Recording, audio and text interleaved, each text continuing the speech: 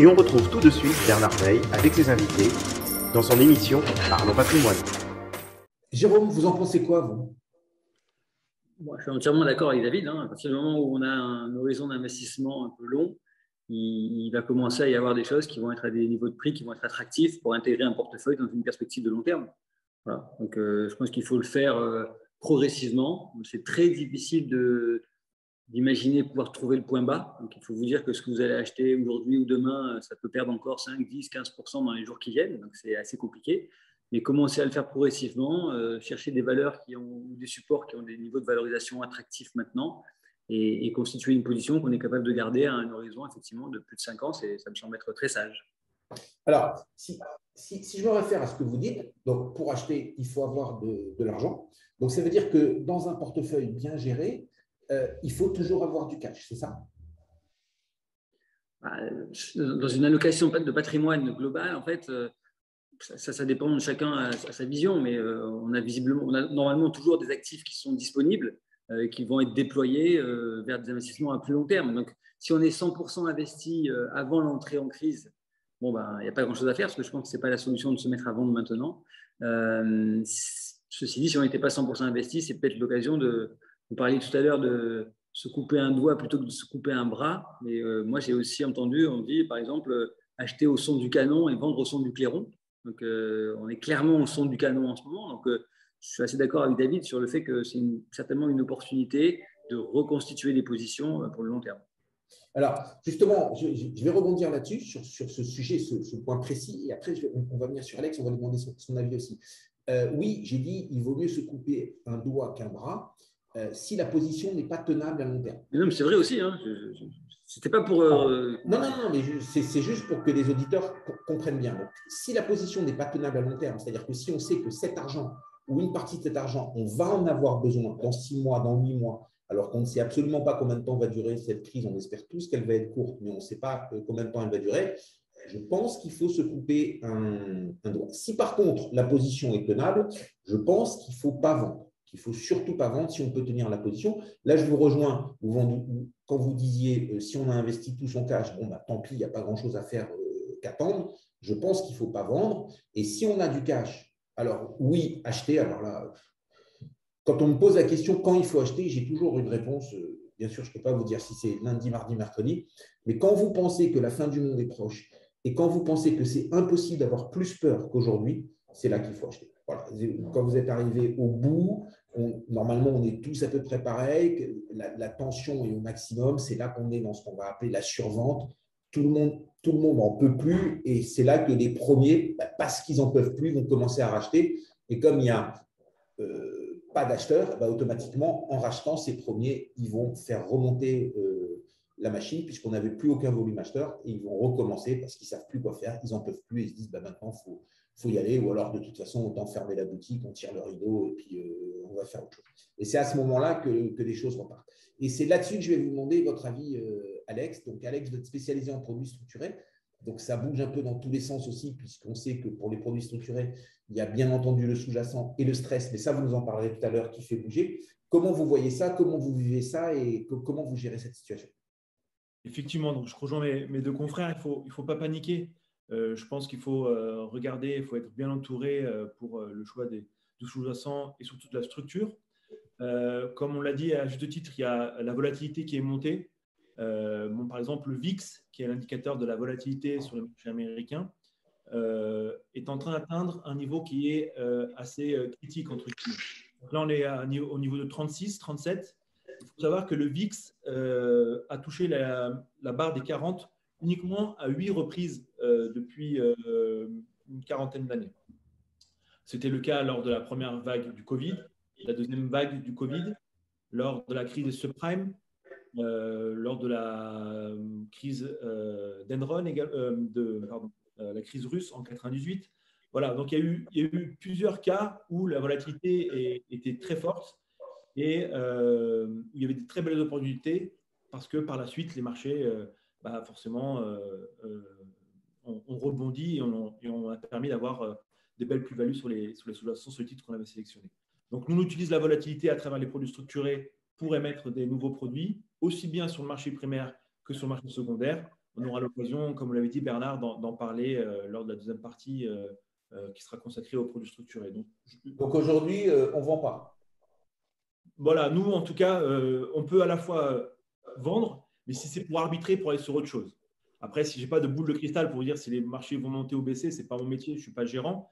Mais en tout cas, nous, on accompagne en tout cas nos partenaires par un suivi et en leur expliquant la valorisation des produits structurés, parce que c'est aussi une question, comment est valorisé le produit. Et si, par contre, il y a des partenaires qui souhaitent vendre parce qu'ils sont exposés sur tel ou tel titre, qui est trop exposé sur tel ou tel marché et qu'ils n'y croient plus, on peut arbitrer et aller vers d'autres solutions.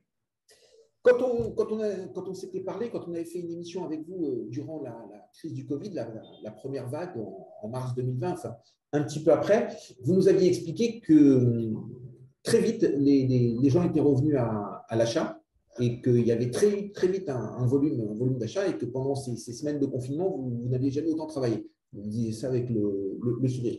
Est-ce qu'aujourd'hui, il y a déjà un retour à l'achat? Pas encore. Est-ce qu'il est frémissant? Est-ce que vous travaillez beaucoup pour ces nouveaux acheteurs, s'ils existent?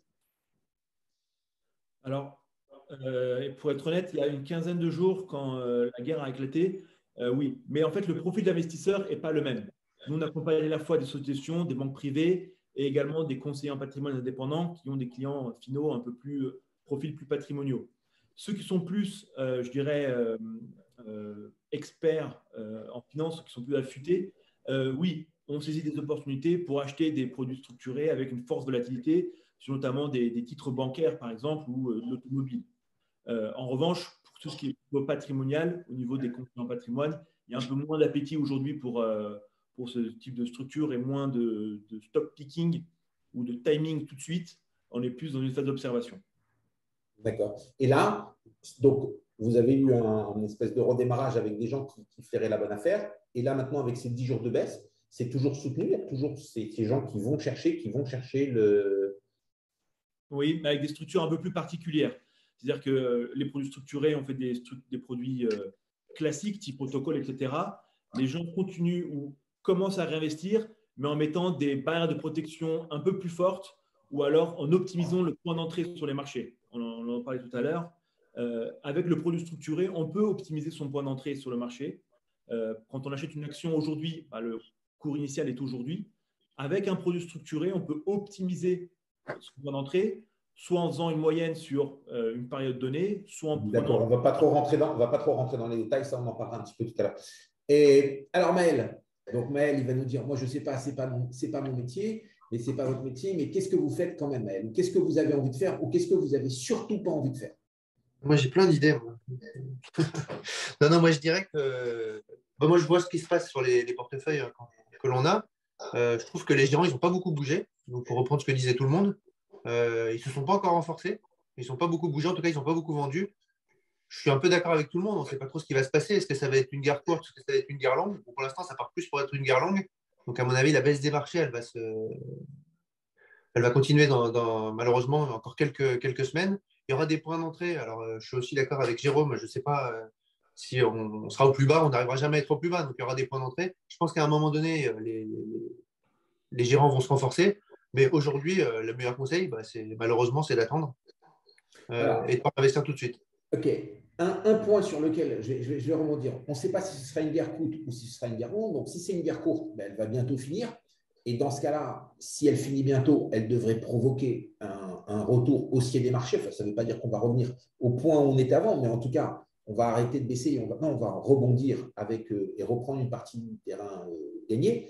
Si jamais la guerre devait être longue, et bien là, on aurait plutôt un phénomène, de mon point de vue, un phénomène d'habitude. Et comme on s'habitue à tout, on finirait par s'habituer à la guerre, on finirait par s'habituer à un état de guerre. De toute façon, une guerre longue, elle ne peut pas être avec une très forte intensité ou avec une aussi forte intensité, parce que les munitions, il faut les fabriquer, les tanks, il faut les fabriquer, les avions, il faut les fabriquer, les systèmes anti-missiles, tout ça, c'est compliqué, c'est très onéreux. Donc, dans les deux cas, ce que j'ai envie de dire en réfléchissant en même temps que je parle, c'est qu'automatiquement, on va vers un rebond parce que de ce point de vue. On va entendre David là-dessus et après, on va revenir à Jérôme aussi sur ce même sujet. Très bien. Bonjour à toutes et à tous. C'est un plaisir de vous retrouver pour une nouvelle Non, non, non, chronique David, des on reste marchés. non, David, pas encore votre Ah, point, pardon. pas votre point marché. On reste sur mon sujet, guerre courte, guerre longue. OK. Moi, Donc, je moi, ce que je pense dis, qu'elle ne… donc, guerre courte ou guerre longue, de toute façon, on va vers un rebond, parce que où on rentre dans un phénomène d'habitude avec la guerre longue, et on ne va pas pouvoir avoir une telle intensité, et surtout, on n'aura pas non plus un tel stress intense, puisqu'on finit aussi à s'habituer, parce qu'on s'habitue à tout, et si la guerre est courte, on va être tellement content qu'elle s'arrête, qu'on va voir les marchés remonter. Alors, je ne suis pas voilà, en géopolitique, hein, je mets tous les disclaimers, j'en sais pas plus que les autres, mais mon C'est sentiment, moi c'est que d'habitude. mon sentiment est quand même en faveur d'une guerre courte parce que, en fait, d'un côté russe, les sanctions dans la durée vont commencer à faire mal. Alors, c'est moins spectaculaire, hein, ça ne se montre pas à la télévision, mais c'est quand même au quotidien, ça va devenir de plus en plus compliqué côté russe. Et côté ukrainien, bah, malheureusement, j'ai un peu peur que d'ici quelques mois, il n'y ait plus grand-chose à raser dans ce pays, bien malheureusement. Donc, d'une manière ou d'une autre, on devrait arriver à voir tout le monde se rasseoir autour d'une table de négociation, j'ai envie de dire, dans les mois qui viennent et pas dans les années qui viennent. D'accord. Alors, Jérôme, je reprécise encore ma question pour avoir vraiment la réponse. Personne ne sait si la guerre va être courte ou non. Si la guerre est courte, donc elle va bientôt s'arrêter, et la guerre s'arrêtant, les intervenants de marché vont reprendre de l'optimisme et acheter, et on va assister à un rebond. Si la guerre est longue, les intervenants de marché vont finir par s'habituer au fait qu'il y ait une guerre voilà, en Ukraine. Et de toute façon, sur une guerre longue, l'intensité ne peut pas être la même que sur une guerre courte. Ça, c'est presque une loi de la physique. Et donc, on va aussi assister à un rebond des marchés. Et bien entendu, ce que vous nous dites, Jérôme, c'est un conseil de rien du tout. Et pour personne, c'est juste une réponse de ce que vous pensez à ma question. Ce qui est vrai, c'est que les marchés, ce qu'ils n'aiment pas, c'est l'incertitude. Donc, à partir du moment où ils auront compris que c'est soit une guerre courte, soit une guerre longue, au moins, ils auront une meilleure visibilité de ce qui peut arriver et très certainement, ça calmera un peu la volatilité. Après, avoir un avis là-dessus, c'est très compliqué.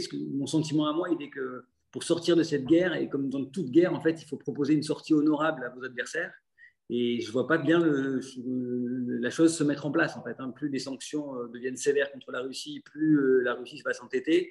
Donc, mon inquiétude, à moi, elle est là. Elle est en fait comment on gère la sortie honorable pour M. Poutine dans cette affaire où il semble être quand même un peu empêtré et ça semble plus compliqué que ce qu'il estimait lui. Voilà. Donc, moi, mon souci, c'est plutôt comment on trouve la sortie, en fait, là-dedans. Hein.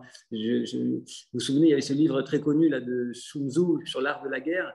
Et dans ce livre, à un moment donné, je ne sais plus les termes exacts, mais il dit pour gagner une guerre, il faut offrir un pont d'or à son adversaire pour qu'il se retire. En fait. Donc il faut donner des conditions quand même. Et je ne suis pas sûr que ce soit actuellement, en tout cas, dans ce qu'on voit dans les deux camps. D'un côté, les sanctions qui augmentent, de l'autre, une Russie qui commence à évoquer le fait que ces sanctions économiques sont des quasi-déclarations de guerre. Bon, ça ne milite pas pour une sortie tout de suite, en tout cas, ou une ouverture rapide. OK. Allez, Maël, là-dessus. Je suis un peu d'accord, moi, avec Jérôme. Hein. Je pense que Poutine, il n'a plus rien à perdre. De toute façon, il est grillé auprès de tout le reste de la planète. Les seuls pays qui le soutiennent, c'est la Corée du Nord, la Syrie et un autre pays du même acabit. Donc, je pense qu'il n'a plus rien à perdre. Donc, soit ça va vite, il rase tout, soit ça met du temps. Et quoi qu'il arrive, les relations avec la Russie, elles vont devenir compliquées. Mais je suis un peu aussi d'accord avec vous, Bernard. Ce que je dis régulièrement dans l'émission, c'est qu'on a connu pas mal de crises ces 25 dernières années. Et ça met de moins en moins de temps, finalement, au niveau des marchés, à vivre avec. Finalement, les marchés, ils assimilent assez vite le problème et ils en font fi. Je ne sais pas si c'est la bonne expression, mais en tout cas, ils vivent avec assez rapidement. Le Covid, finalement, ça n'a pas duré très longtemps. Hein. C'était en mars 2020. Ça n'a pas duré si longtemps que ça. Avant, il y avait des attentats. Ça n'a pas duré aussi longtemps que ça. Le premier, c'était le 11 septembre, je dirais. Ça a duré quelques mois. Puis ensuite quelques semaines. Puis ensuite quelques jours. Donc, je suis un peu d'accord avec vous. Le rebond, pour moi, il va arriver d'ici quelques semaines. OK. Voilà. Donc, bon, moi, juste pour finir cette partie, il y a quand même quelque chose qui m'étonne, c'est que Poutine, il n'est pas arrivé ici il n'est pas arrivé au pouvoir il y a 1 mois, 2 mois ou 6 mois. Quoi. Poutine, j'ai l'impression, enfin, je ne sais pas, je n'ai même pas regardé, mais entre ces différents mandats, ça doit faire plus de 15 ans qu'il est là. Ça fait 20 ans. Donc 20 ans, c'est plus de 15 ans qu'il est là. On a du mal à comprendre ce qu'il cherche, pourquoi il a attendu aussi tard alors qu'il il avait plein d'occasions de montrer les dents. Et pourquoi quand il montre les dents, moi, ce qui m'étonne le plus dans cette histoire, et c'est là-dessus qu'on va arrêter, après ça va être à David pour son point marché, c'est pourquoi est-ce qu'avant d'attaquer, il ne l'a pas fait, j'ai envie de dire, à l'ancienne, avec un ultimatum clair. Si vous ne me donnez pas ça, ça, ça et ça, j'attaque. On n'a même pas eu d'ultimatum clair. Donc voilà, donc là-dessus, ça, c'est vraiment une question qui restera pour moi longtemps une question. Pourquoi est-ce qu'il n'a pas fait un ultimatum clair? Est-ce qu'il savait lui-même ce qu'il voulait ou est-ce qu'il avait juste envie d'y aller? Et sur cette bonne parole, en tout cas peut-être bonne parole, on va sur le point marché de David. Allez, David, cette fois-ci, c'est à vous pour un point marché. Très bien, merci Bernard. Oui, des marchés qui sont placés sous le signe du rouge. Rouge du sang versé en Ukraine, rouge de la colère qui nous prend devant les responsabilités du leader russe et rouge des marchés qui ont eu la semaine dernière, donc la pire semaine depuis mars 2020. Je vous rappelle, hein, mars 2020, c'était juste avant les annonces de confinement. Alors, on avait l'habitude de dire que octobre était le mois le plus dangereux pour les investisseurs avec le plus grand risque de krach boursier, mais avec 2020 et 2022, c'est le mois de mars qui commence à se poser en sérieux challenger. Alors, sans surprise, ce sont les marchés européens qui souffrent le plus, avec des replis la semaine dernière de l'ordre de 10%, alors que les marchés américains, japonais et les marchés émergents résistaient un peu mieux. Alors, depuis le début de l'année, la baisse des actions européennes, on est désormais autour de 20%, alors que le S&P 500 est à moins 10%. Les actions internationales dans leur ensemble sont autour de moins 7%. Donc, on voit là encore l'intérêt de la diversification dont on a souvent parlé dans cette émission. Alors, la recherche de sécurité, que les Anglais appellent le flight to quality, est déjà en place. Ça a ramené les taux à 10 ans américains à 1,73%. C'est une baisse de plus de 50 points de base sur la semaine. Si on exclut 2020, c'est le plus gros mouvement sur 5 jours observé depuis 2013. Alors, les raisons de la baisse des marchés sont bien des raisons économiques. L'Europe dépend du pétrole et du gaz russe. À chaque offensive militaire, la communauté internationale répond avec des sanctions économiques à l'encontre de la Russie. Et la dernière en date n'était ni plus ni moins que la proposition d'interdire l'achat de pétrole en provenance de Russie. Alors, il n'a pas fallu davantage pour envoyer le prix du baril à $130. C'est une hausse de plus de 20% par rapport à la semaine dernière. Et c'est le sujet qui est véritablement au cœur des problèmes. Ces sanctions vont déclencher une hausse des prix de l'énergie qui va générer en retour une forte inflation et pénaliser la croissance. D'habitude, dans ces cas de figure, on a toujours une banque centrale qui sort avec une mesure de soutien ou quelque chose pour soutenir les marchés. Mais là, très clairement, les banques centrales sont face à un dilemme. Soit laisser filer l'inflation et soutenir la croissance, ou bien lutter contre l'inflation et tuer la croissance. Alors, si vous voulez mon avis, ça va être assez difficile de laisser filer l'inflation alors que celle-ci était déjà, avant le début de la guerre, sur des niveaux qu'on n'avait pas vus depuis 40 ans. Pour autant, d'une part, des mesures d'accompagnement seront mises en place. On peut penser à ce qui s'est passé avec l'État, avec le gouvernement français lorsque le prix de l'électricité s'est retrouvé en forte hausse. Il y a eu une intervention de l'État en disant en France, l'électricité ne progressera pas plus de 4%. Et derrière, ils ont renfloué les caisses d'EDF. Donc, c'est ce type de mesures d'accompagnement que l'on peut prévoir ou penser qu'elles vont arriver. D'autre part, comme on le disait tout à l'heure, aucune des parties prenantes n'a vraiment les moyens de laisser le conflit s'enliser. Alors, ce qui me frappe dans tout ça, c'est que tous ces événements ont stoppé net la rotation en faveur des valeurs décotées. Vous savez que dans le marché, on dit souvent que vous avez d'un côté les valeurs de croissance qui se payent cher, mais qui offrent des perspectives de croissance intéressantes et supérieures à la moyenne. Et de l'autre côté, vous avez des sociétés qui ne se payent pas cher et qui sont intéressantes pour cela. Alors, Là-dessus, moi, j'ai toujours un adage qui nous guide, c'est ce qui est rare est cher. Et ce que nous dit le marché en ce moment, c'est qu'à l'avenir, c'est la croissance qui sera rare. Et donc, on a vu un rebond relatif des valeurs de croissance et un retour en défaveur des valeurs des côtés. Alors, je pense que malheureusement, jusqu'à ce qu'on y voit plus clair, c'est ce qui va prévaloir et qu'après un début d'année en fanfare, les actions value vont être à peine pendant quelques temps, au minimum le temps qu'on est plus clair. Et je serais bien entendu assez curieux de connaître les vues des uns et des autres sur cette rotation sectorielle. Bernard, qu'en pensez-vous?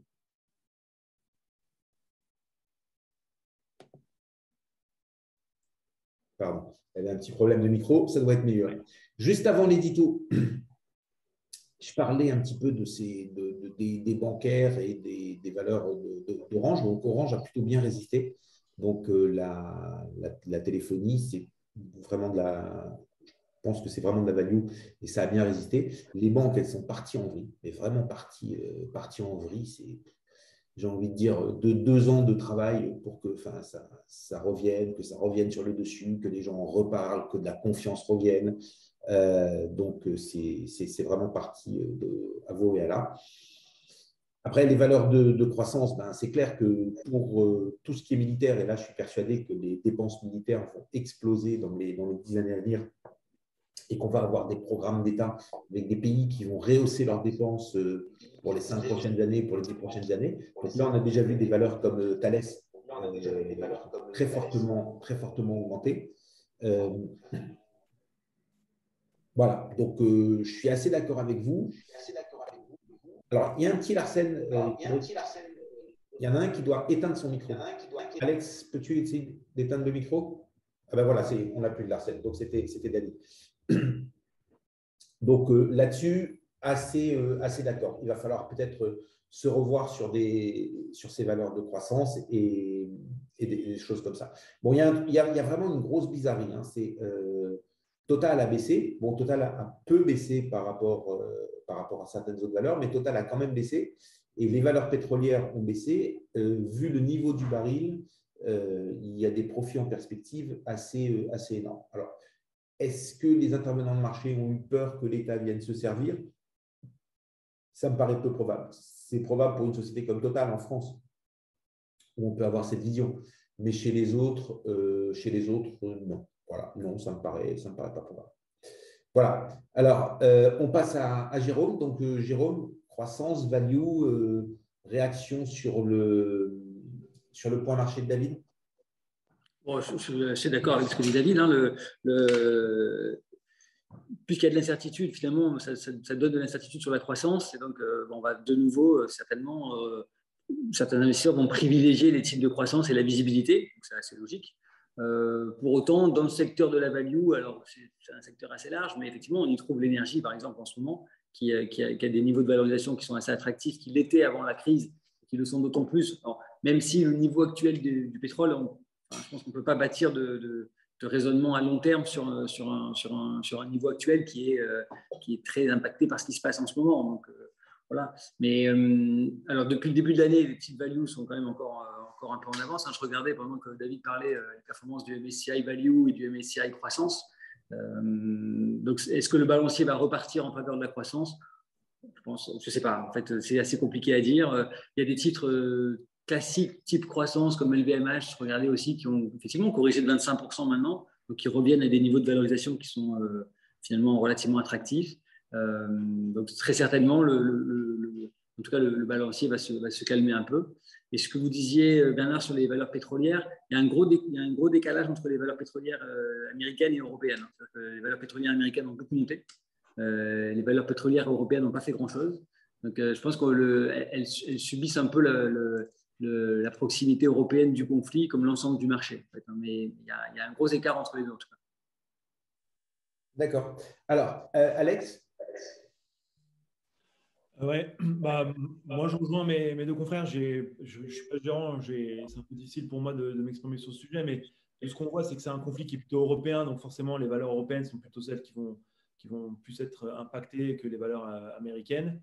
Je constate aussi que les bancaires françaises, notamment Société Générale, bon, bah, elles prennent un grand coup et que Thales, c'est celle qui sort son épingle du pied, qui arrive justement à son épingle du jeu et à sortir avec une valeur qui est plutôt une valeur bah, du moment, du conflit, quoi, tout simplement. Donc, j'observe tout simplement. Je n'ai pas de recommandations à donner sur les titres à choisir.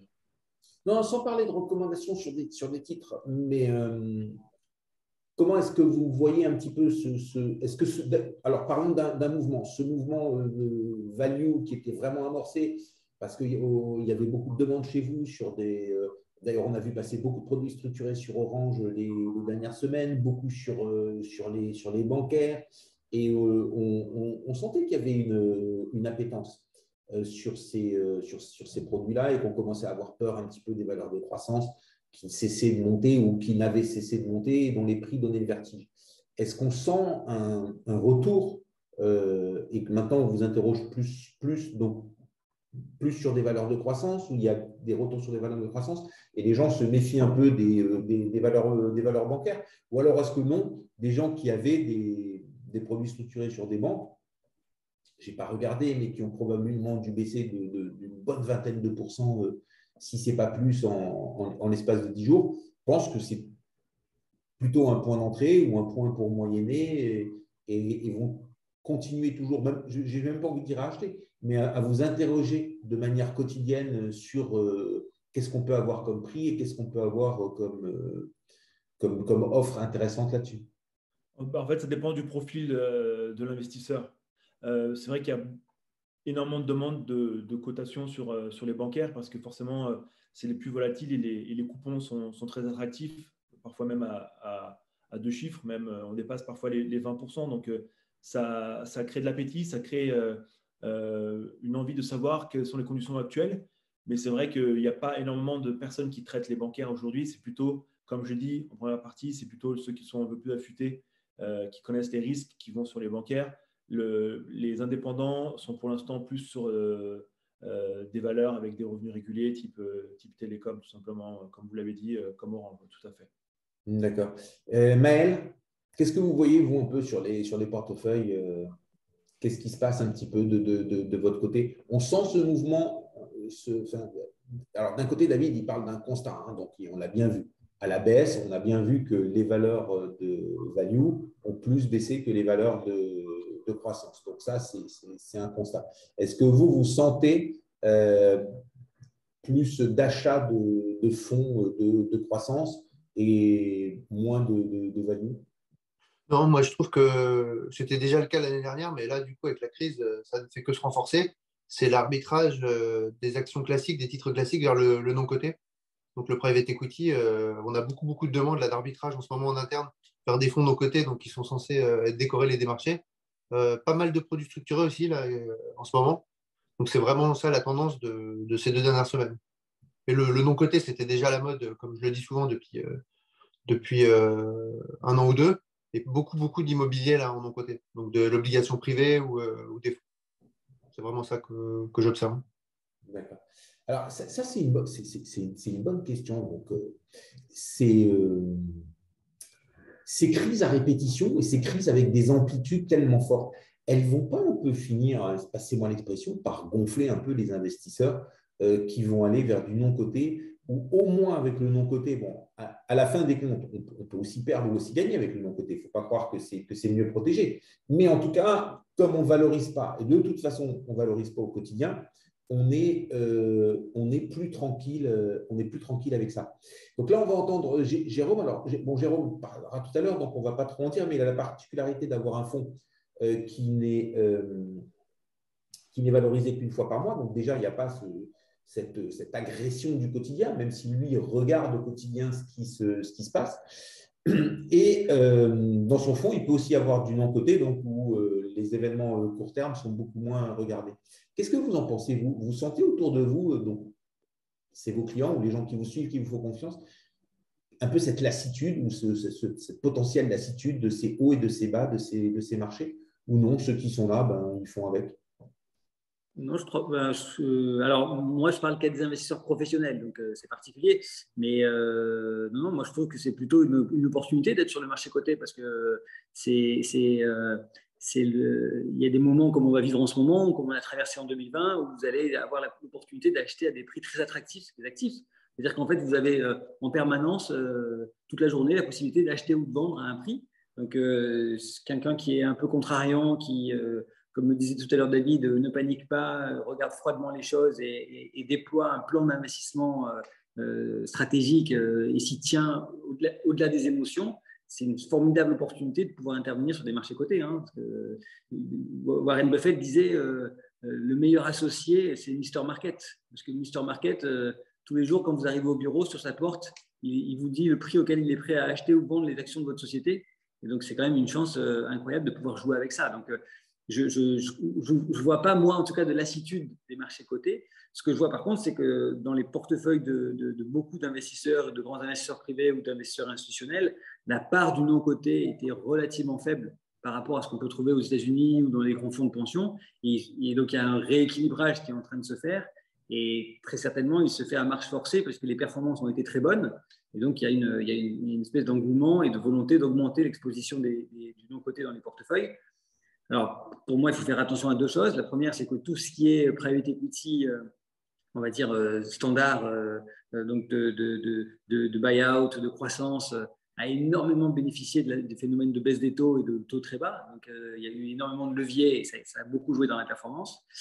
Donc, à prendre en compte. Et deuxième élément à prendre en compte, c'est sur la partie des fonds un peu plus venture ou plus technologie ou start-up, fintech et tout ça, où finalement, là encore, les afflux de capitaux très importants ont soutenu des niveaux de valorisation qui parfois sont incompréhensibles et posent potentiellement un risque sur les performances à venir de ces supports-là.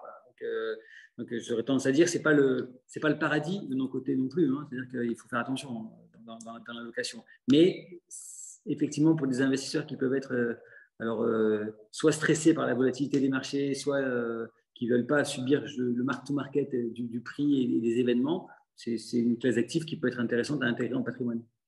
Ok. Alors, juste une petite question à vous poser sur quelque chose que vous avez dit.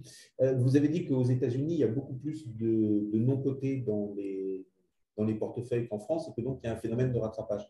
Est-ce que c'est depuis toujours ou est-ce qu'à un moment, les États-Unis ont démarré vers un équilibrage avec le non-coté que nous, en Europe, on n'a pas fait? Je ne sais pas, mais ce que je vois qu'il y a eu dans les… Moi, je ne regarde pas tous les portefeuilles, mais je suis pas mal ce que font les grandes universités, donc Yale, Harvard, sur leur fonds d'allocation d'actifs. Et il y a une vingtaine d'années, effectivement, ils ont commencé à investir de plus en plus dans les programmes de private equity, à déployer le plus là-dedans, donc avec un temps d'avance, en fait, par rapport aux institutionnels français et européens. Donc, c'est plutôt un rattrapage, je pense, qui est en train de se mettre en œuvre, hein, mais ça semble assez logique dans les allocations. D'accord. OK, merci. Alors, on va laisser David conclure et ensuite, ce sera Alex qui démarrera sa partie sur les produits structurés. Alors, David, vous avez lancé le point marché. Vous avez écouté maintenant les avis des uns et des autres. On vous laisse conclure en 2 minutes. Écoutez, moi, je pense que effectivement, on ne peut que remettre en avant le principe de diversification. C'est quelque chose auquel on est très attaché. Le tout value, le tout croissance, le zéro investi, le 100% investi, tout ça pour moi ce sont les choses à bannir.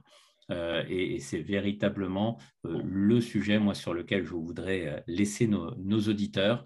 Il faut réussir en investissement à être finalement assez équilibré parce que essayer de courir après toujours le segment de marché qui a la meilleure performance, c'est finalement le meilleur moyen pour faire de grosses erreurs.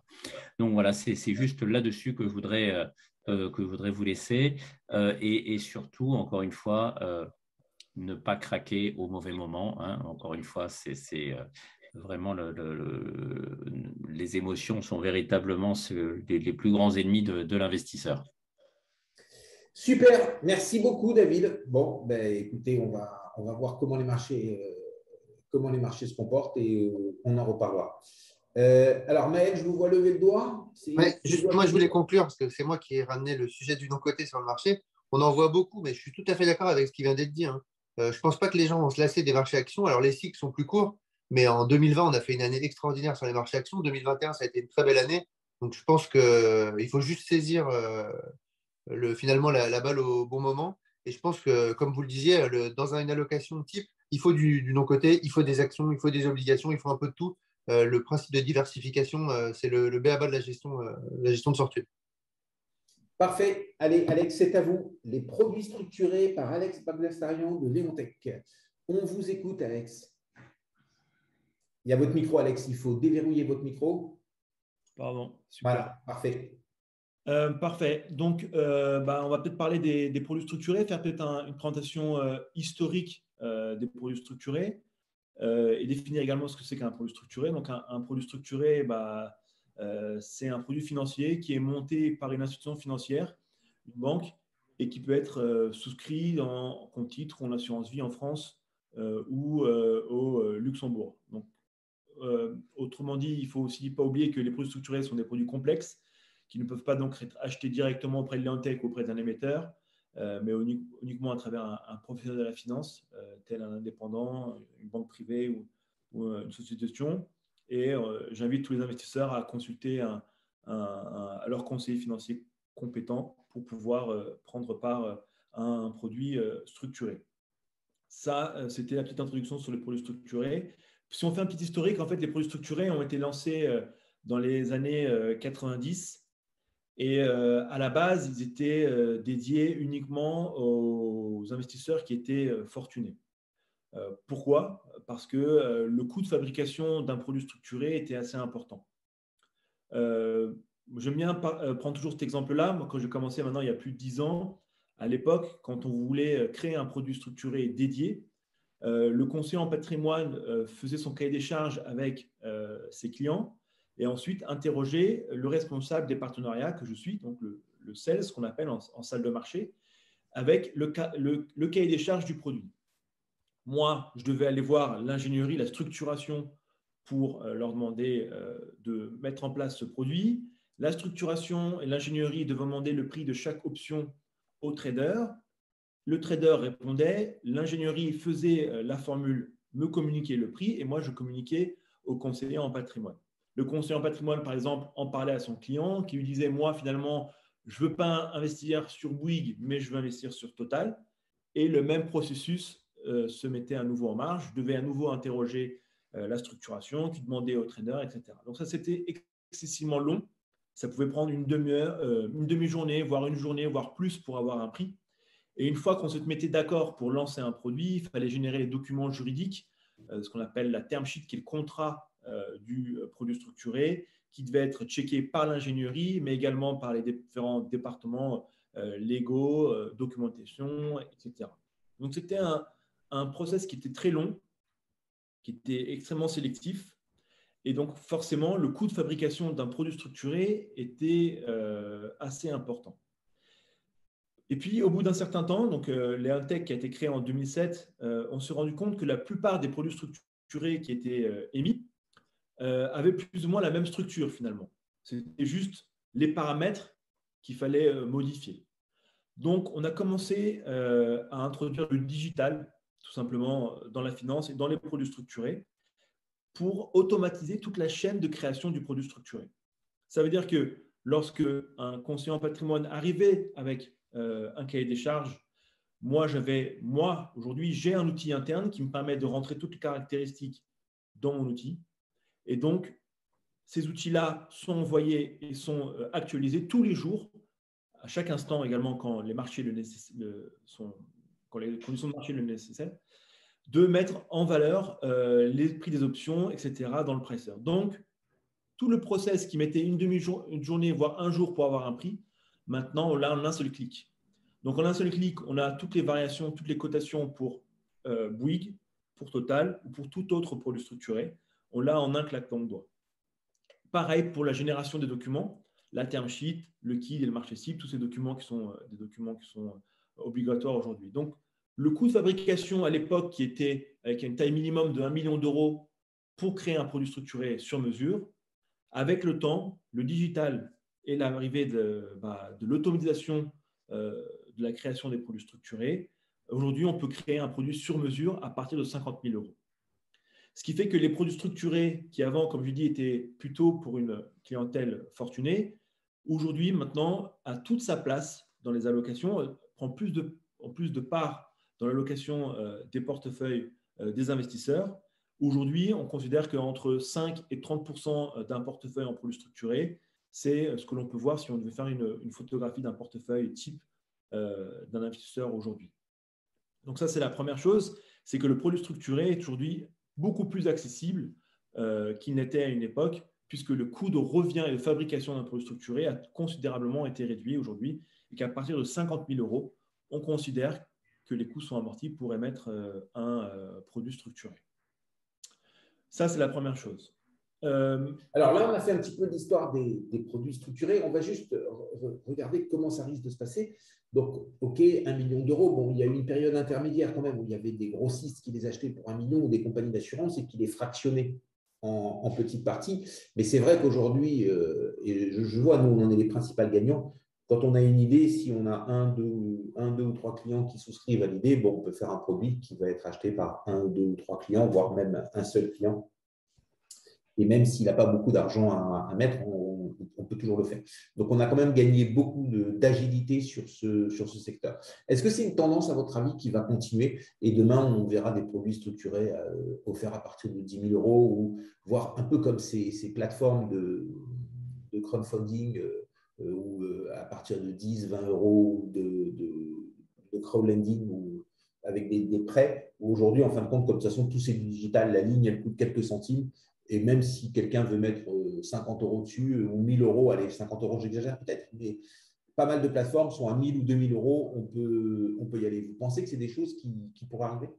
Oui, c'est des choses qui peuvent arriver. Après, on a aussi les contraintes du marché français, il ne faut pas les oublier. C'est-à-dire qu'on peut loger ces produits en compte titre ou en assurance vie. Il ne faut pas oublier que l'Intech, à la base, c'est une entité suisse et que tout le monde là-bas fait des produits dédiés pour des petites tailles, entre guillemets, même pour 30 000, 40 000 euros. Donc forcément, même pour 20 000 ou 30 000 euros, on pourra faire du dédié dans quelques temps. Ça, c'est indéniable. Après, il faudra juste connaître les contraintes. C'est-à-dire qu'en assurance vie, pour référencer un produit, il faut en général 1 million d'euros. Donc, cette offre-là s'articule et s'utilise beaucoup mieux, en tout cas en compte titre, qu'en assurance vie, tout simplement. On peut imaginer une société créer une plateforme comme voilà, une plateforme et gérer elle-même sur la plateforme et les clients se connectent et achètent tel produit structuré. Aujourd'hui, il y a tel produit structuré qui est lancé. La société en lance pour 300 000 euros, le client en achète pour 1 000, 2 000, 3 000 et ainsi constitue son portefeuille avec les offres faites au fur et à mesure. Dans le futur, vous pensez que c'est quelque chose qui peut se retrouver ou qui peut donner une vraie modification à la classe d'actifs?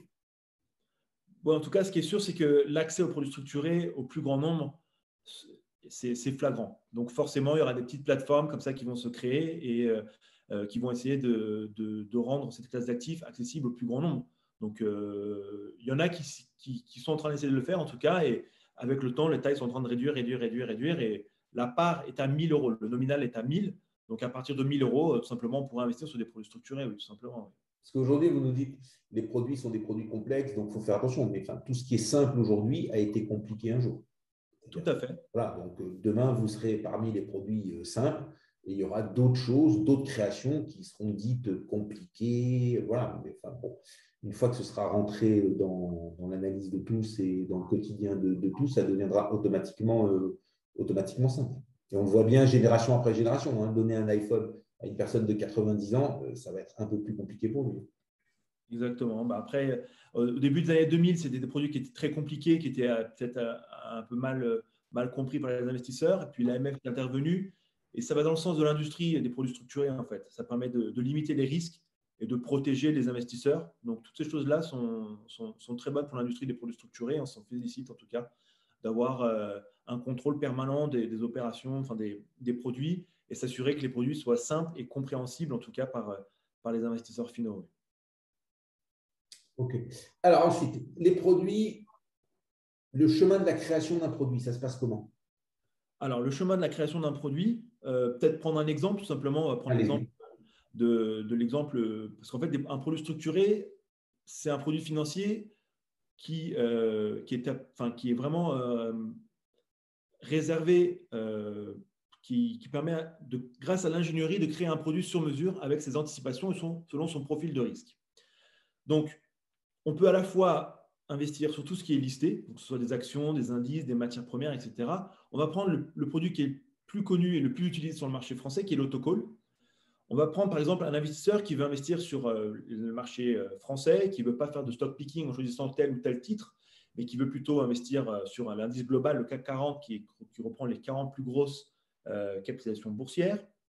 S'il achète l'indice et que l'indice monte, il va gagner de l'argent. Si l'indice baisse, il va perdre de l'argent. À travers les produits structurés, on peut lui permettre d'avoir un gain qui est plafonné et en contrepartie de donner une protection du capital jusqu'à un niveau donné. Donc prenons l'exemple. L'indice CAC 40 sur une maturité de 6 ans avec une périodicité d'observation annuelle et une protection du capital à moins 50%. Ça veut dire qu'à maturité, si l'indice n'a pas baissé de plus de 50%, le capital est garanti à 100%. Donc regardons comment se comporterait ce produit. Et on aurait également à chaque date anniversaire la capacité de rembourser par anticipation ce produit avec un coupon qui va être par exemple de 6%, si l'indice CAC 40 est en hausse par rapport à son niveau initial aujourd'hui. Donc, partons au bout d'un an, on lance le CAC 40 aujourd'hui. Dans un an, le CAC 40 est en hausse, le produit structuré s'arrête. L'investisseur qui avait mis par exemple 100 000 euros récupère ses 100 000 euros et récupère également un coupon de 6%, donc 6 000 euros. Le produit s'arrête et le cash est reversé sur le compte du client. Si par contre l'indice… Alors, attendez, juste une question. Est-ce que dans un produit structuré, il y a toujours ce phénomène de promesse? C'est-à-dire, est-ce qu'on part toujours sur une idée de promesse? Donc, on vous donne tant s'il se passe entre ça et ça. Alors, pas toujours, mais sur les produits type Phoenix enfin, le Phoenix Athena Autocall, ce sont tous des fonds à promesse. Donc, on sait toujours au lancement du produit ce qu'on est en mesure d'obtenir selon les conditions de marché. Donc, la promesse, on la connaît au moment du lancement du produit. Tout à fait. Est-ce qu'il y a des produits structurés un petit peu qui sont comme des actions? C'est-à-dire, on sait d'où on part. Donc, quand on achète une action, voilà, j'achète un Total qui vaut 45. Je sais exactement d'où je pars. Je ne sais pas où je vais. C'est-à-dire que je ne sais pas combien de dividendes, même si j'ai une idée, j'aurai dans les années à venir, et je ne sais pas combien vaudra la valeur dans les années à venir. Est-ce qu'on peut imaginer un produit structuré aussi peu balisé qu'une action? Ou est-ce que le produit structuré va toujours impliquer qu'on va baliser, préparer, promettre, pseudo-promettre, enfin qu'on va encadrer quelque chose et que c'est dans le cadre un gain, hors cadre une perte? Ou alors, si c'est un produit garanti, pas de perte et pas de gain. En fait, tout est possible. Avec un produit structuré, on peut vraiment tout faire. On peut faire, par exemple, un levier à la hausse x2, x3, x4 sur un titre. Donc ça, finalement, on ne sait pas où on va. On ne sait pas si le titre va s'envoler ou pas.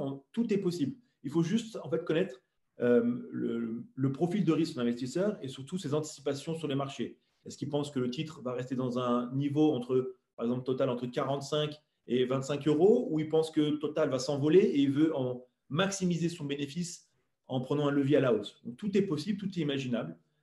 C'est vraiment sur les anticipations de l'investisseur. D'accord. Donc, un produit structuré, on peut y mettre des garanties et donc encadrer et formaliser un cadre, mais on peut aussi avoir un produit structuré qui fonctionne comme une action en se disant, voilà, vous achetez ce produit structuré aujourd'hui, demain, je ne sais pas combien vous allez gagner et entre guillemets, il n'y a pas de barrière à la hausse et vous pouvez tout perdre. Donc, peut-être que vous aurez zéro, comme si vous achetez une action, si la société elle fait faillite, vous aurez zéro. C'est ça. Parfois, on investit sur des produits structurés où on connaît le gain maximum que l'on peut avoir. Et parfois, on peut investir sur des produits structurés où on ne connaît pas le gain maximum qu'on peut avoir. Mais tout ça, de toute façon, est défini lors de la formule de lancement du produit structuré. D'accord. OK. Donc, alors, sur les produits classiques, on est quand même sur ce qu'on appelle des autocalls, des Athena. D'où viennent un peu tous ces noms? Tous ces quoi, non? Tous ces noms. ces noms qu'on a inventés pour classifier ces produits. Déjà, est-ce qu'il y a un produit qui est vraiment le produit phare et le produit le plus utilisé en France? Le produit le plus utilisé en France, tout à fait, c'est l'autocall avec ses deux dérivés, c'est l'Athena et le Phoenix. Athena et Phoenix, ce sont des noms qui ont été en fait inventés par les banques françaises, donc celles qui sont les précurseurs quand même sur les produits structurés. Aux États-Unis, ça ne porte pas les mêmes noms? Bonne question, je ne sais pas. D'accord. Mais en tout cas, sur le marché français, c'est les banques françaises qui ont lancé ces noms-là. D'accord. Donc, ils sont Alors, référés. les Français, dans toutes les salles de marché, en tout cas, on est extrêmement présent, hein, que ce soit dans toutes les banques d'investissement, même américaines, suisses, que ce soit au niveau des traders ou des ingénieurs. Nous, les Français, on a une vraie expertise sur les produits dérivés, sur les produits structurés, et on est extrêmement présent. Notamment, en tout cas, chez Leontech, je pense que si je prends trader et structureur, 50% sont français, alors qu'on est historiquement une boîte suisse. D'accord. Et vous intervenez aussi sur les États-Unis? Non, Leontech a des bureaux en Europe et en Asie. Donc, les bureaux en Europe, c'est à Londres, Paris, Monaco, Lisbonne, Francfort, Genève, Zurich, la salle de marché principale, Milan également. Et en Asie, il y a Tokyo, Hong Kong, Singapour, et on est présent également à Dubaï. Mais on n'est pas présent aux États-Unis. D'accord. Et donc, c'est toujours… Alors, le produit structuré, il est monté, donc par les équipes sont sur place ou il y a une équipe centrale qui monte? C'est-à-dire qu'à Dubaï, vous avez une équipe sur Dubaï. Donc, je pense que l'équipe de vendeurs, elle est à Dubaï, mais est-ce que l'équipe, entre guillemets, de fabricants du produit, elle est aussi à Dubaï? Alors, on a deux salles de marché. La salle de marché principale est à Zurich. On a également une salle de marché à Amsterdam. Après, on a des équipes de commerciaux implantés localement dans les villes que j'ai citées. Et en plus, il y a toujours, ou en tout cas, on essaie d'avoir un ingénieur sur place qui permet de faire le relais entre Zurich et les équipes de vente sur place. Mais si je comprends bien, entre guillemets, les fabricants, c'est ou Zurich ou Amsterdam, c'est ça? Les traders sont à Zurich ou Amsterdam, mais nous, à Paris, par exemple, on a un structureur qui est présent ici, qui peut nous aider, qui prend le relais, et à qui on peut échanger quotidiennement pour connaître un peu les sentiments de marché et les solutions qui pourraient être intéressantes pour nos partenaires. D'accord. OK. Alors, comme on a une actualité très chargée, on va s'arrêter là. On vous réinvitera parce que je pense qu'il y a encore beaucoup de choses à dire et on n'est pas vraiment rentré dans la technique de l'Athena et du Phoenix, où c'est là que ça peut devenir intéressant et on aurait pu apprendre. On fera une nouvelle émission où on ne s'occupera que de ça. Donc, vraiment de détailler les techniques de l'Athena et du Phoenix pour que nos auditeurs comprennent. Merci beaucoup d'être venu. Merci beaucoup d'avoir été parmi nous et d'avoir participé aussi longtemps dans cette émission avec une actualité aussi chargée. Bonsoir. C'est maintenant au tour de Jérôme Tordeau de Sipanga, donc un fonds géré comme un patrimoine privé.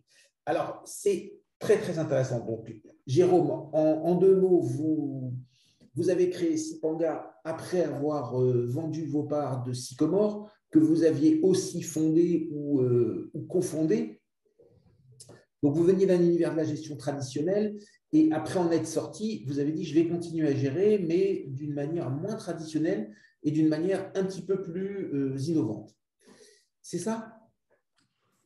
Oui, alors, ce qui s'est passé en 2011, finalement, effectivement, après plusieurs opérations de capital, j'ai été confronté au sujet de gérer un patrimoine. Et donc, j'ai réparti mon patrimoine en trois parties, en fait. J'ai fait trois gros blocs. J'ai fait un premier bloc qui est le cash qui reste à la banque. Donc, l'argent qui va rester sur un compte en banque et qui va être dépensé dans les mois qui viennent. Sur ce bloc-là, pour moi, il n'y a pas de grosse valeur ajoutée à avoir. Il faut choisir son établissement bancaire. On peut éventuellement répartir sur différentes banques si on est inquiet sur la solidité des banques, mais globalement, c'est relativement simple. Il n'y a pas d'espérance de rendement particulier. L'idée, c'est que si on dépose une somme X, on puisse dépenser cette somme X dans un horizon assez court. À l'opposé de ce patrimoine, qui est le patrimoine cash à la banque, il y a ce que moi j'appelle le patrimoine engagé. Engagé parce qu'en fait, il n'est pas vraiment disponible. C'est-à-dire qu'il n'est pas disponible soit juridiquement, c'est-à-dire que, par exemple, vous avez investi dans un fonds de private equity et vous avez 10 ans de durée de vie du fonds. Donc, Si au bout de 3-4 ans, il vous prend l'envie de récupérer l'argent, ben, c'est contractuellement impossible, donc ça pose des problèmes qui sont importants. Ou alors, il peut être aussi engagé et donc non disponible parce qu'il est déployé sur une classe d'actifs qui demande un certain engagement, une certaine visibilité, un certain horizon de temps. C'est ce que disait tout à l'heure David au début de son édito. Ben oui, vous pouvez investir aujourd'hui en actions, mais ne le faites que si vous avez au moins 5 ans devant vous, si vous savez que ces sommes-là vont être, entre guillemets, engagées et non disponibles pendant une durée assez importante. Et donc, moi, j'ai déployé mon patrimoine entre je garde une partie en cash pour assurer mon train de vie issu de ma famille, et en même temps, j'investis sur des projets à long terme très, très différents. Ça peut être du private equity, ça peut être des terres agricoles, ça peut être de l'immobilier, ça peut être des œuvres d'art. Chacun met ce qu'il veut dans sa partie de patrimoine à long terme.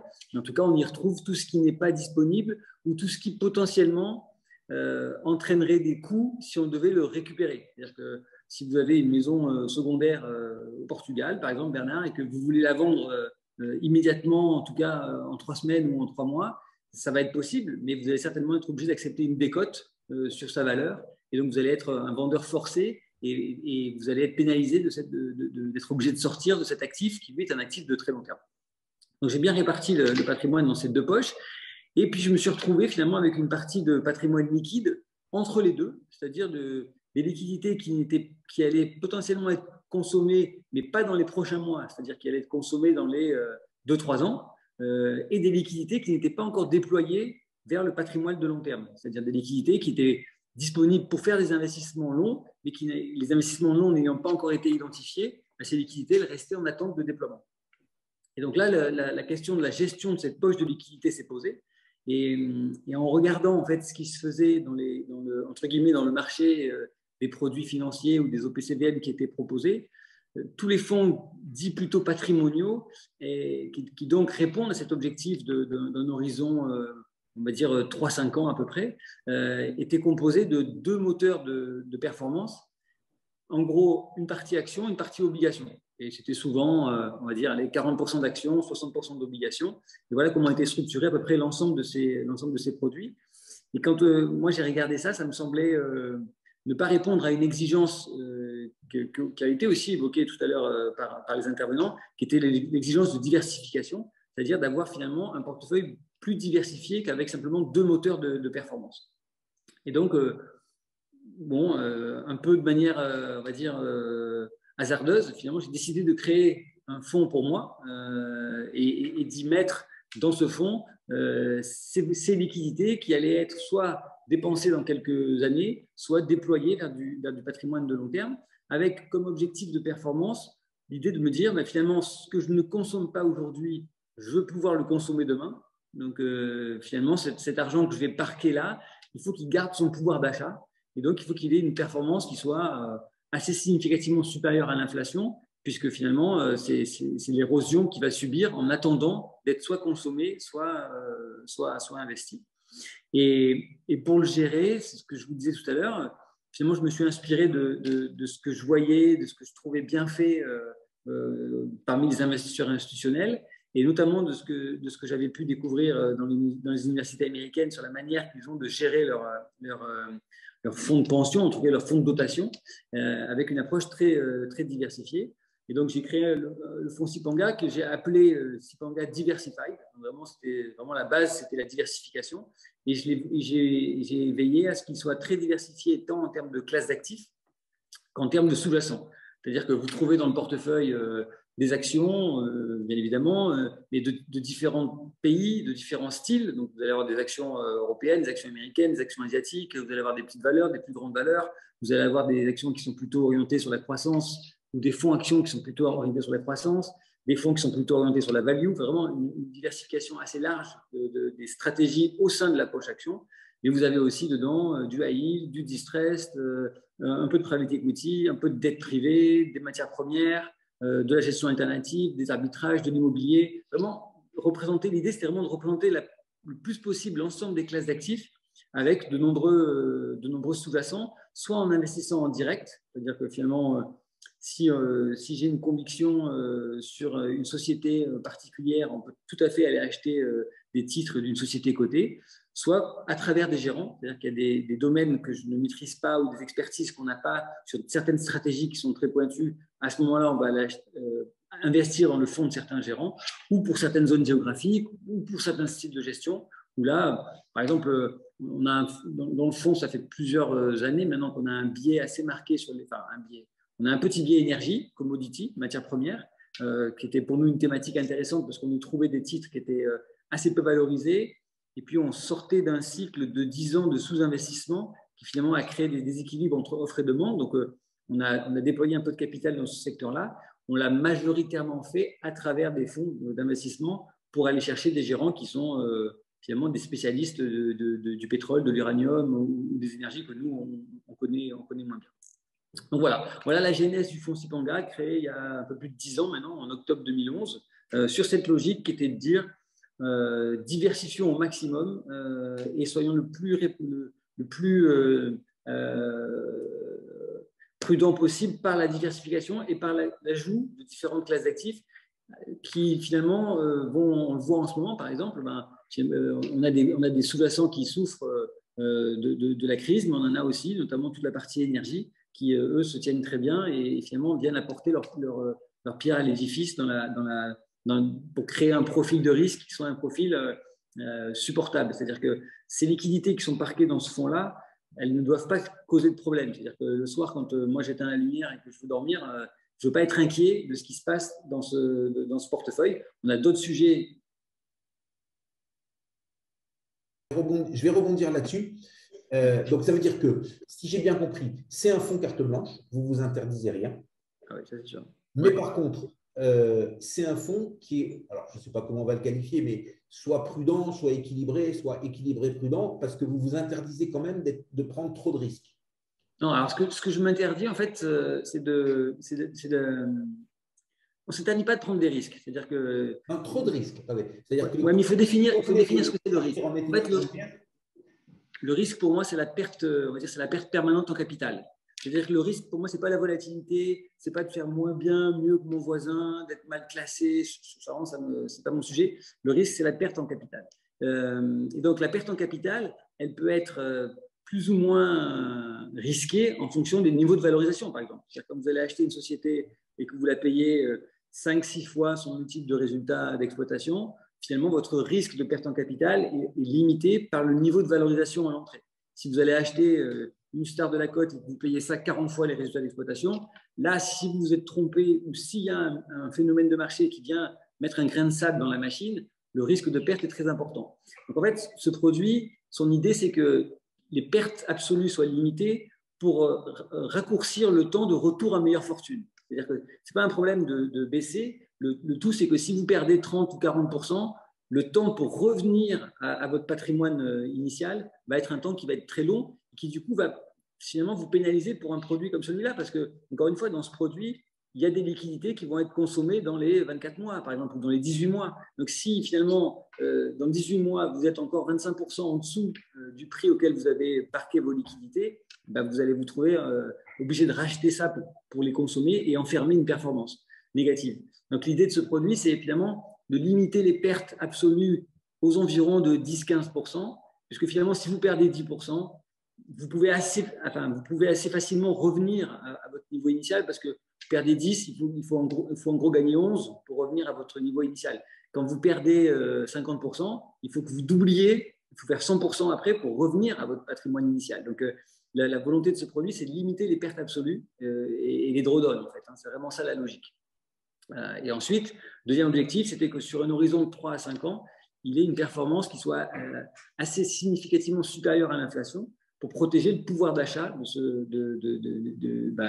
des liquidités qui étaient investies dans ce fonds. Donc voilà l'objectif, c'est pas de grosses pertes, pas de gros mouvements pas de grosses cicatrices en tout cas quand les marchés sont agités comme ils le sont en ce moment, limiter les drawdowns et assurer une performance qui soit assez significativement supérieure à l'inflation. Et le fonds, il existe depuis quand ? Je l'ai créé en octobre 2011, donc ça fait 10 ans maintenant. Ouais, c'est long, hein. Mais vraiment, ça a été créé dans une logique qui était une logique très personnel. Hein. Au début, c'était un fonds qui était autogéré, c'est-à-dire qu'il était géré par le board, donc moi je dirigeais le board, et finalement il avait quasiment pas vocation à accueillir d'autres investisseurs, vraiment un nombre très très limité.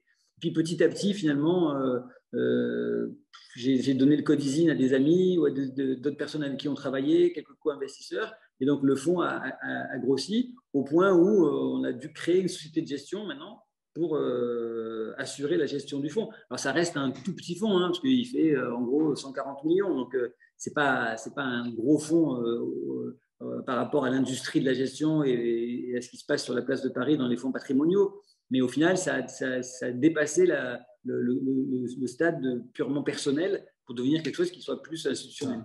Des petites questions là-dessus. Donc, maintenant, il existe depuis 2011, donc ça fait quand même plus de 10 ans. Donc, vous êtes jeune, mais vous n'êtes plus un débutant. Il y a déjà eu des années terribles ou des années négatives? Il y a eu 2 années. Alors, c'était pas terrible parce que c'était pas très, très, très grave au final, mais je crois que le fonds en 2018, qui était une année qui était assez compliquée sur les marchés, a fait une performance de moins 1% sur l'année 2018. Et sur l'année 2020, il a été flat. On n'a pas gagné d'argent en 2020, on n'a pas perdu, mais ça a été à l'équilibre.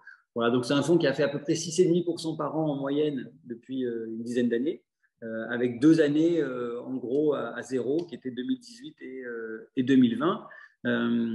Et son pire, ce qui est important pour nous, c'est ce qu'on regarde vraiment, c'est le comportement des baisses. Et donc finalement, pour un investisseur qui serait resté 12 mois, donc à n'importe quel moment, qui aurait souscrit à n'importe quel moment dans les 10 ans, mais qui serait resté au moins 12 mois porteur départ, la pire période de 12 mois a été de moins 5%. Donc, on voit que finalement, il n'y a pas eu de gros à-coups sur la NAV. Et le pire, ce qu'on appelle le pire drawdown, c'est-à-dire si vous avez acheté au pire moment, c'est-à-dire au plus haut, et que vous avez vendu au pire moment du plus bas, c'était moins 9. Donc, on est resté dans ce cadre qui était… Et ce moins 9, vous l'avez fait quand? En 2020 aussi? Oui, ça a été le début, jusqu'au point bas de la crise du Covid. D'accord. Ok, alors, deuxième particularité dans ce fonds, j'ai envie de dire, vous êtes le premier client du fonds? Ouais. Ah. Oui. Donc, une grosse partie, c'est votre argent. Oui, alors à l'origine, l'argent, le vôtre, celui de la famille, comme ouais, c'est ça. Ça reste moi le plus gros porteur et le plus gros client du fonds, effectivement. Et alors, je ne sais pas si ça restera toujours comme ça, mais c'est quand même un de mes souhaits, en fait. Hein, et on en a parlé quand on s'est rencontrés, c'est-à-dire que finalement, pour moi, c'est très important d'être au moins autant investi et autant exposé que d'autres investisseurs qui sont dans le fonds, parce que c'est la meilleure manière d'avoir des intérêts qui soient bien alignés entre tous. Alors, là, je vais vous poser une petite question personnelle, parce que avant de créer ce fonds, donc vous avez géré les fonds Sycomore, donc là, bien entendu, ce n'est pas vous votre premier client. Est-ce que gérer son propre argent, l'argent de sa famille, l'argent de ses amis proches, est-ce que c'est un facteur qui augmente le stress ou c'est un facteur qui réduit le stress? Et comment vous le vivez? C'est 2 choses très différentes, hein, parce que alors vous l'avez dit tout à l'heure, hein, Sycomore, ça a été on l'a cofondé, on était 5 associés en 2001. Moi, je ne gérais pas directement les portefeuilles, ça m'est arrivé à un certain moment de gérer pendant une période de temps 1 ou 2 fonds quand on les lançait, mais c'était vraiment Cyril Charlot et Monique Pré-Robert qui assuraient la gestion. Moi, j'étais plus dans la partie développement. Donc, finalement, pendant 15 ans, j'ai géré une entreprise de gestion. Et j'étais un entrepreneur de la gestion, donc j'avais la responsabilité d'une société et donc de son compte de résultat, de ses ressources humaines, de sa marque, de son marketing, de sa valorisation. Mais j'étais moins focus sur la partie des produits en tant que tel. Sipanga, c'est complètement différent. Sipanga, c'est vraiment une logique qui ne concerne que le fonds et que la performance du fonds. Donc, je suis passé, entre guillemets, d'un statut d'industriel de la gestion à artisan. Parce que vraiment, je ne m'occupe que de la gestion. Alors, est-ce que ça crée du stress? Enfin, oui, potentiellement, ça crée du stress parce que finalement, vous avez la responsabilité de sommes assez importantes pour des gens que vous connaissez bien, qui sont proches, qui sont soit de la famille, soit des amis, soit des professionnels avec qui vous avez travaillé pendant assez longtemps et avec qui vous avez noué des liens forts. Mais ce n'est pas quelque chose qui me pèse vraiment parce que à partir du moment où vous venez le matin au bureau et que vous dites toutes les décisions que je prends, elles vont dans le sens de faire ce que je peux faire de mieux et d'assurer le plus possible la performance du fonds et que je fais de mon mieux et j'essaie de faire enfin, j'ai pas de conflit d'intérêt et toutes mes décisions vont vers le mieux pour tout le monde. Bah, bien sûr, vous ne serez jamais le meilleur tout le temps. Hein. C'est-à-dire que vous n'allez pas, enfin, c'est pas possible de dire que tous les mois, votre performance va être la meilleure de tous les fonds. Et c'est pas juste, je pense qu'un homme éclairé ne recherche même pas ça. Ouais, mais moi, ça ne me pose pas de problème parce que j'ai l'impression quand je viens le matin de me donner au maximum et de faire ce qu'il y a de mieux pour moi. Et je me dis que ce qu'il y a de mieux pour moi, certainement, c'est ce qu'il y a de mieux pour les autres s'ils ont accepté de venir investir avec moi. Voilà, donc c'est assez simple. Et ensuite, vous gérez seul ou vous avez… On est 3, en fait. On est 3 personnes. Ouais. Vous avez 3 personnes. Pardon ? Il y a un seul fonds. Il y a un seul fonds, on est 3 personnes et donc, on a 2 gérants et une personne qui, elle, est en charge de tout ce qui est opération et suivi des investissements. Donc oui, c'est une toute petite équipe, en fait. Mais quand vous parlez d'opération et suivi en charge des investissements, elle suit les investissements que les gérants ont décidé de faire, c'est ça ? Non, les investissements des gérants, c'est nous qui les faisons et c'est nous qui les suivons. Elle suit la bonne fin de toutes les opérations. C'est-à-dire que c'est une personne qui s'assure que finalement, quand on décide d'acheter tel fonds, qui est un fonds qui est peut-être pas un fonds français, qui est un fonds qui est libellé en dollars, qui est un fonds parfois qui peut être un fonds offshore, que tout se passe bien au niveau du règlement livraison et de toute la chaîne des opérations. Et puis surtout, elle s'assure aussi qu'en fin de mois, toutes les valorisations qu'on utilise pour calculer notre performance soient des valorisations qui soient cohérentes avec les valorisations publiées par les fonds sous-jacents ou par le sens des marchés. C'est-à-dire que parfois, en fin de mois, on n'a pas encore les NAV définitives de certains de nos investissements. Donc, on est obligé de faire une estimation. Il faut faire cette estimation en fonction de ce qui se passe sur les marchés. Donc, on a une personne qui est dédiée à ça. Bon, c'est maintenant l'heure de terminer. Merci beaucoup, Jérôme. C'est vraiment intéressant. Bon, je vous l'ai dit, quand on a préparé, alors je ne connais pas tout, mais je vous trouve assez unique. Bon, je suppose qu'il y a d'autres gens qui, dans leur coin, font peut-être la même chose que vous, de manière un peu de truc, mais vous êtes assez rare sur le marché. J'espère que nos auditeurs ont apprécié. J'ai vu pendant qu'on parlait qu'il y avait quelques questions qui sont montées, donc je vous poserai les questions et on répondra bien sûr comme on a l'habitude de faire. Voilà, et j'espère que vous avez pris plaisir à être avec nous. Je vous dis à très bientôt et je vous souhaite une très bonne soirée. Au revoir. Merci beaucoup. Au revoir. Merci. C'est maintenant au tour de Madame Evelyne Renaud-Garabedian, sénatrice des Français de l'étranger. Bonsoir, Madame la sénatrice. Bonsoir, Bernard Mel. Voilà. Ravi que vous soyez avec nous. On va bien entendu parler d'Ukraine, c'est pour ça que je vous ai appelé. Mais j'ai souhaité le faire sur un autre angle. Que peut-on faire? Que doit-on faire? Que faites-vous? Qu'avez-vous fait? Comment est-ce qu'en tant que présidente de l'Alliance solidaire des Français à l'étranger, vous avez essayé de faire quelque chose? D'abord, est-ce que vous pouvez faire quelque chose? Et en tant que sénatrice, qu'est-ce que vous pouvez faire? Bien sûr, on n'attend pas de vous que vous arrêtiez la guerre, il faut changer le cours de la guerre, des choses comme ça. Mais qu'est-ce que concrètement on peut faire? C'est-à-dire que quand un Français de l'étranger, donc comme beaucoup qui nous écoutent, comme moi, va mettre son bulletin dans l'urne, il dit, voilà, c'est elle que je veux. Qu'est-ce que vous pouvez dire maintenant? Bon, voilà. Donc déjà, est-ce que vous avez des budgets prévus à cet effet, des capacités à lever des fonds, tant dans le mouvement la SFE qu'au Sénat? Bon, on va commencer par le début parce que moi, il posé un certain nombre de questions. Allez. Je ne vais pas pouvoir y répondre en une seule fois.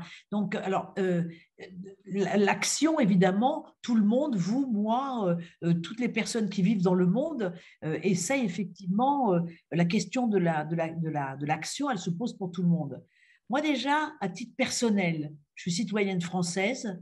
Je ne parle pas de moi, Evelyne Renaud-Garabedian, en tant que sénatrice, mais en tant que citoyenne personnelle, je suis profondément choquée. Jamais dans ma vie, j'aurais pensé me retrouver dans cette situation, se retrouver à regarder à la télévision les images d'une guerre comme dans un film vidéo, voir des gens se faire tuer, de voir des cadavres sur la rue. Donc je suis particulièrement choquée, comme beaucoup d'ailleurs de nos concitoyens, et avec cette impression quand même d'être totalement impuissante. Aider les Français de l'étranger, oui, mais pouvoir arriver à faire quelque chose on puisse en tenir compte pour améliorer leur situation, j'en ai strictement aucune idée et c'est là un peu le problème de tout le monde.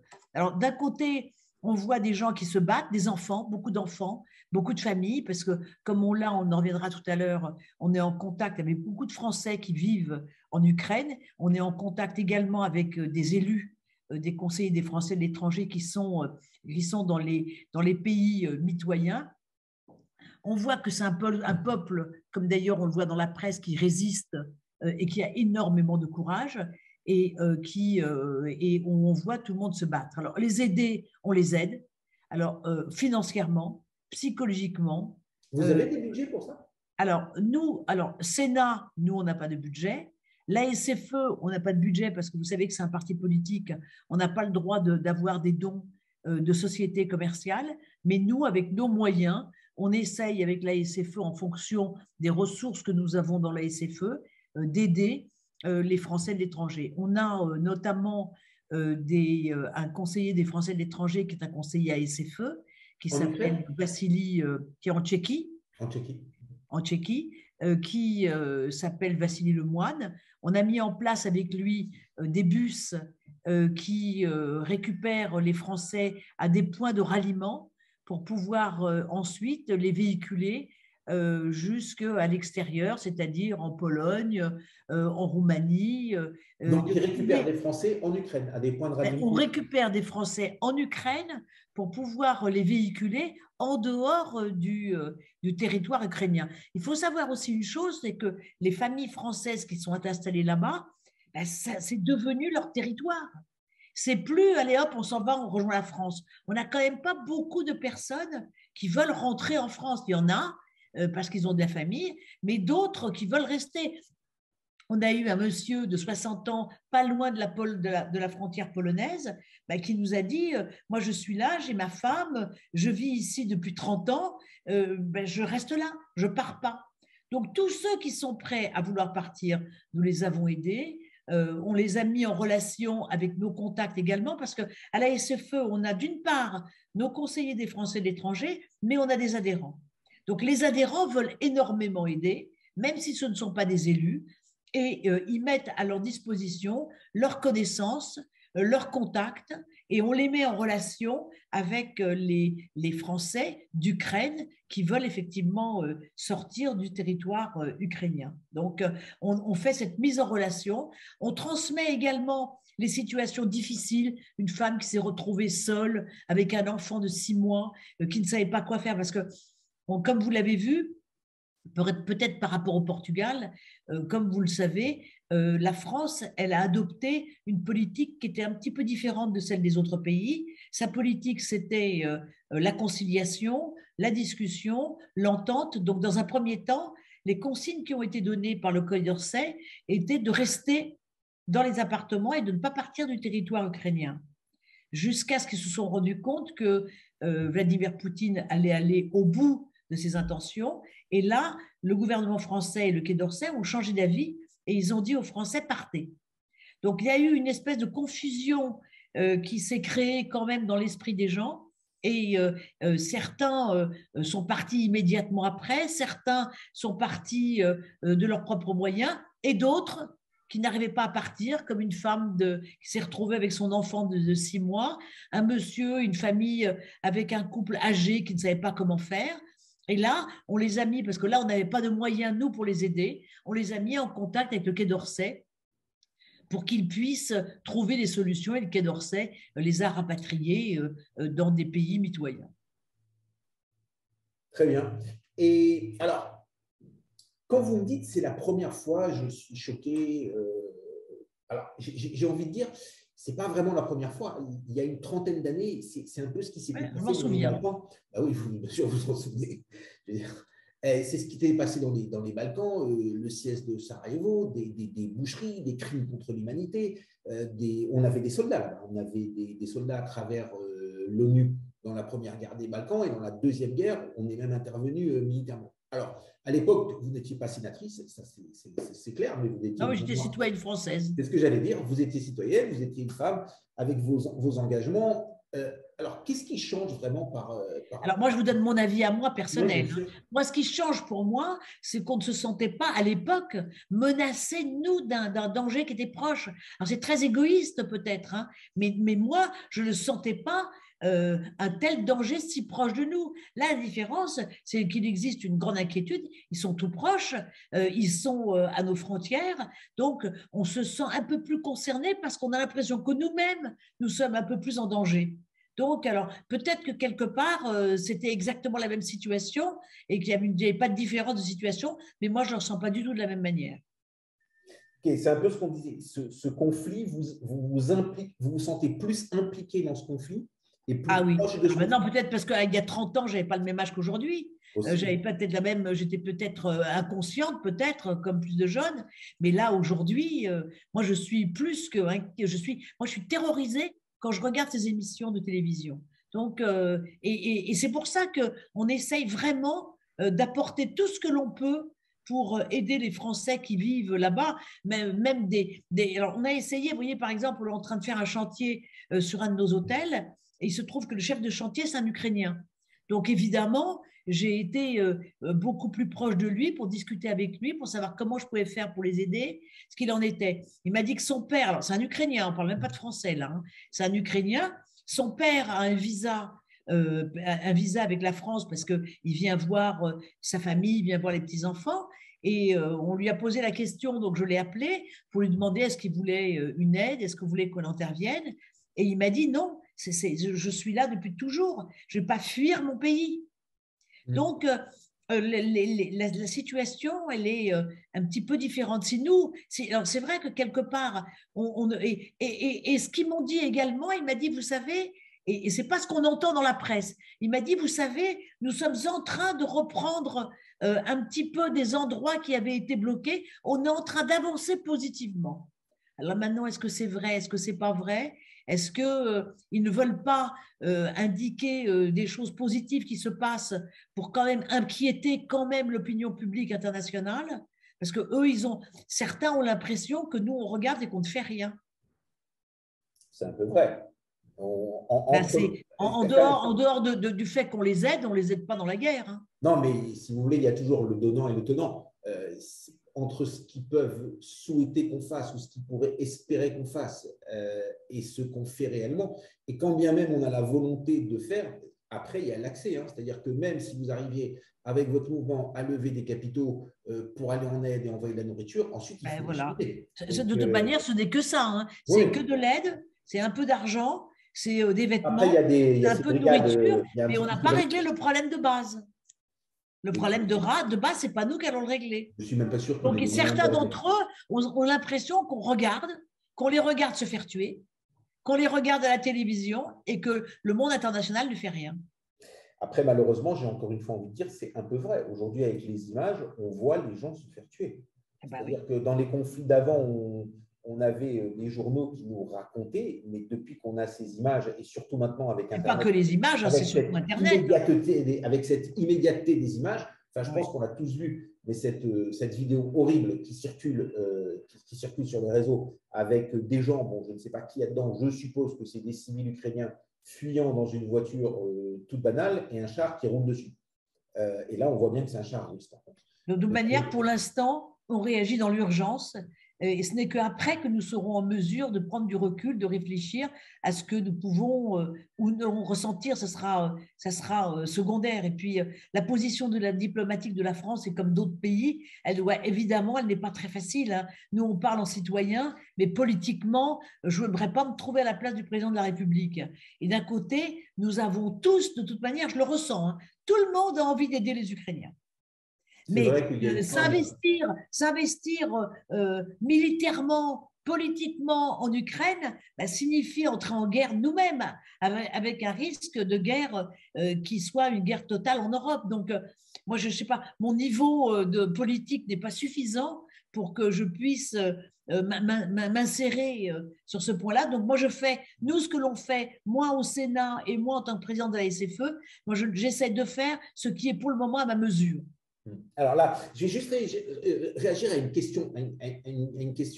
Alors, pour quelqu'un qui nous dit, alors, on a tous envie d'aider les Ukrainiens, et là, je réponds un petit peu à l'auditeur. Trouver une solution avec les Russes, c'est aussi aider les Ukrainiens. C'est-à-dire que, je vais répondre à cet auditeur, on n'a pas tous envie d'une défaite russe et on n'a pas tous envie que les Russes prennent la monnaie de leur pièce, mais on a tous envie qu'une solution soit trouvée avec les Russes pour que le problème ukrainien se calme et surtout pour qu'on n'ait pas à le gérer dans 2 ans, dans 5 ans, dans 7 ans. Bien sûr. Ça, c'est des problèmes. Là, vous avez raison. Est-Ouest et même avant Est-Ouest, ces problèmes entre l'Occident et l'Orient de l'Europe ont toujours été des problèmes dans l'histoire et mieux on les règle.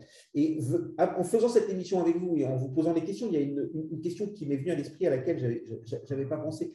De par votre rôle, de par le fait de ces conseillers consulaires qui ne sont pas très vieux, je ne sais pas combien de temps ça dure, mais je crois que ça fait 8 ans ou 7 ans que ça existe, les conseillers consulaires, tout ça. Est-ce que vous n'avez pas l'impression que maintenant, on doit redéfinir une politique et une capacité avec les Français de l'étranger, pour les Français de l'étranger, parce que ces communautés deviennent de plus en plus importantes. Et juste avant de vous laisser la parole, elles deviennent aussi de plus en plus impliquées du fait des binationaux, du fait que même si on est français, et j'en vois, moi j'en côtoie au Portugal, qui ont passé maintenant 25 ans au Portugal, même s'ils n'ont pas la nationalité portugaise, ils se sentent portugais. C'est-à-dire quand vous passez 25 ans dans un pays, même si vous n'en avez pas ces papiers, et surtout quand c'est un pays européen où vous êtes tellement l'équivalent de l'autre, on se sent comme ça. Est-ce qu'on ne devrait pas, alors pas se réinventer, puisqu'on s'est déjà inventé avec les conseillers consulaires, mais est-ce qu'on ne devrait pas faire un pas plus en avant pour plus politiser notre positionnement? Vous avez entièrement raison. Et d'ailleurs, nous, on a commencé à préparer, des mesures, puisqu'on prépare des mesures suite à cette situation dans laquelle on est. On prépare au gouvernement une liste quand même de mesures qui sont importantes et sur lesquelles il conviendrait réfléchir. Je pense qu'il faudrait que les plans de sécurité et les dispositifs qui sont prévus par les postes diplomatiques soient testés et mis à jour régulièrement. Il faut que vous sachiez que les Français de l'étranger, le système actuel des Français de l'étranger, il existe des Français que l'on appelle les îlotiers et qui sont ceux qui, en temps de crise, en temps de situation de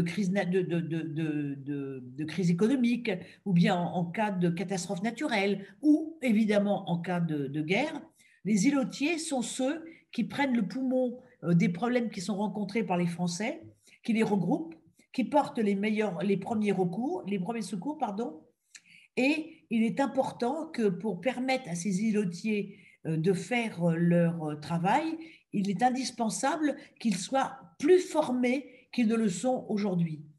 Il faudrait que les postes diplomatiques puissent s'assurer qu'ils ont bien les coordonnées, les noms, les adresses de tous les Français qui vivent sur leur circonscription et sur leur territoire, afin que l'îlotier, quand il y a un problème, puisse immédiatement prendre contact avec les Français pour pouvoir assurer leur sécurité, leur isolement.